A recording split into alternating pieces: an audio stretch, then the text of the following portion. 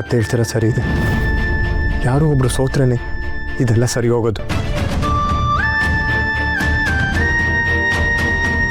ಈಗೋ ತೋರಿಸ್ತಾ ಕೂತ್ಕೊಂಡ್ರೆ ಸಂಬಂಧಗಳು ಇನ್ನೂ ಹಾಳಾಗ್ತವೆ. ಅವಳಿಗೆ ಕ್ಷಮೆ ಕೇಳಕ್ಕೆ ಮುಜುಗರ ಆದರೆ ಅವಳ ಪರವಾಗಿ ನಾ ಕ್ಷಮೆ ಕೇಳ್ತೀನಿ ಅತ್ತೆ.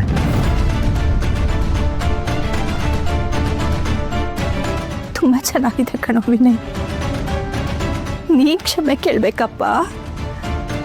ಬೇಡಪ್ಪ ಬೇಡ. ಅದೇನೋ ಹೇಳ್ತಾರಲ್ಲ, ಕೋತಿ ತಾನು ಮೊಸರು ತಿಂದ್ಬಿಟ್ಟು ಮೇಕೆ ಬಾಯಿಗೆ ಹೋಗಿ ಮೆತ್ತದಂತೆ. ಹಾಗೆ ನೀನು ಹೆಂಡತಿ ಮಾಡಿದ ತಪ್ಪಿಗೆ ಕ್ಷಮೆ ಕೇಳ್ತೀಯಪ್ಪ. ಬೇಡ ವಿನಯ್. ತಪ್ಪು ಮಾಡಿರೋದು ನಿನ್ನ ಹೆಂಡತಿ, ಅವಳೇ ಕ್ಷಮೆ ಕೇಳಬೇಕು.